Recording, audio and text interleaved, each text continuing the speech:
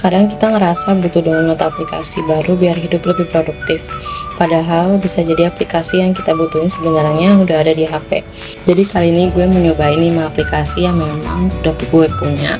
Dan gue mau lihat mana yang benar-benar membantu rutinitas gue, mana yang cuma memenuhi storage.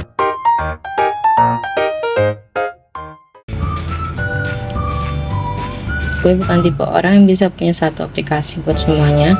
Di HP gue malah kebagi-bagi di aplikasi buat catatan, konten, komunikasi, hiburan, sampai belanja.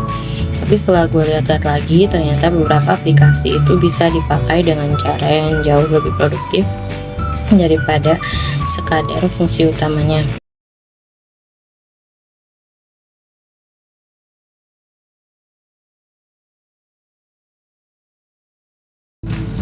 Yang pertama adalah Notion. Kalau ngomongin aplikasi produktivitas, Notion sebenarnya udah cukup terkenal. Tapi yang menarik buat gue justru bukan karena fiturnya banyak. Gue lebih suka menjadikan Notion sebagai satu tempat buat nampung hal-hal yang bisa berserakan, misalnya di konten. Daripada setiap kepikiran sesuatu langsung masuk ke chat sendiri atau screenshot random, gue bisa masukin ke satu tempat. Dan ini yang paling gue suka, ketika semuanya udah di satu tempat, kepala gue terasa sedikit lebih lega.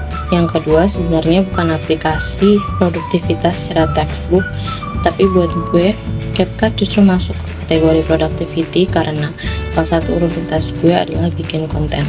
Kalau gue cuma punya banyak footage tanpa pernah mengolahnya, yaitu sebenarnya nggak menghasilkan apa-apa. Gue biasanya mulai dari hal sederhana, potong bagian yang nggak perlu, susun footage, kasih teks, lalu selesai. Dan menurut gue produktif itu nggak selalu berarti belajar atau kerja. Kalau kita memang punya tujuan bikin konten, menyelesaikan satu video juga termasuk progres. Yang ketiga adalah Google Meet. Ini mungkin kelihatannya bukan aplikasi yang cocok masuk video productivity, tapi sebagai mahasiswa, meeting online, kelas, webinar, diskusi, atau kegiatan organisasi bisa jadi bagian dari rutinitas. Daripada menganggap meeting sebagai sesuatu yang berdiri sendiri, gue mulai melihatnya sebagai bagian dari workflow. Jadi setelah meeting selesai, yang penting bukan cuma gue tadi ikut meeting, tapi apa yang gue dapat dan apa yang harus gue lakukan setelahnya.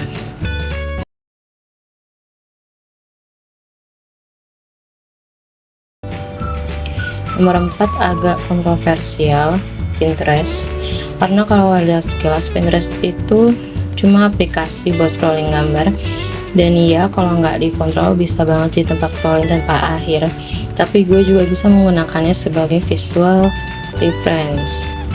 Misalnya gue mau bikin video, gue bisa cari referensi angle, composition, warna, atau konsep visual. Bedanya adalah gue masuk Pinterest dengan tujuan tertentu, bukan sekedar buka aplikasi dan hilang 1 jam.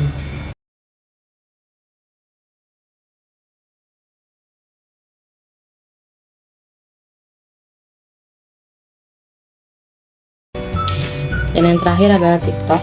Ini mungkin paling nggak kelihatan seperti aplikasi produktivitas, karena ya TikTok memang bisa jadi distraksi. Tapi buat gue yang juga tertarik dengan content creation, TikTok bisa berubah fungsi dari tempat konsumsi menjadi tempat riset. Gue bisa lihat bagaimana orang buka video mereka, topik apa yang menarik perhatian, format apa yang sering muncul, lalu mengambil pelajarannya untuk konten gue sendiri. Tapi ada satu syarat, jangan sampai riset berubah menjadi scrolling.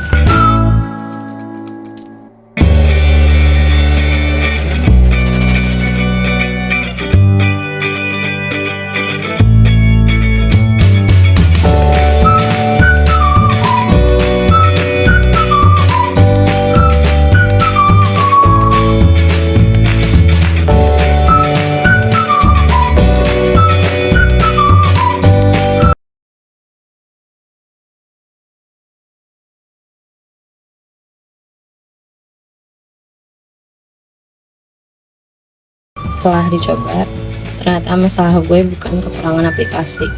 Masalahnya adalah gue sering punya banyak aplikasi tapi nggak punya sistem. 5 aplikasi ini nggak tiba-tiba bikin hidup gue sempurna, tapi ketika masing-masing aplikasi punya fungsi yang jelas, workflow gue jadi lebih gampang dipahami. Di kesimpulan gue sederhana, lo nggak selalu butuh aplikasi baru. Kadang lo cuma perlu tahu aplikasi yang udah di HP lo sebenarnya bisa dipakai buat apa. Dan mungkin daripada download 10 aplikasi productivity baru malam ini, coba pilih 3 aplikasi yang udah lo punya, kasih masing-masing satu fungsi dan lihat apakah workflow lo berubah. Kalau kalian suka video seperti ini, jangan lupa subscribe.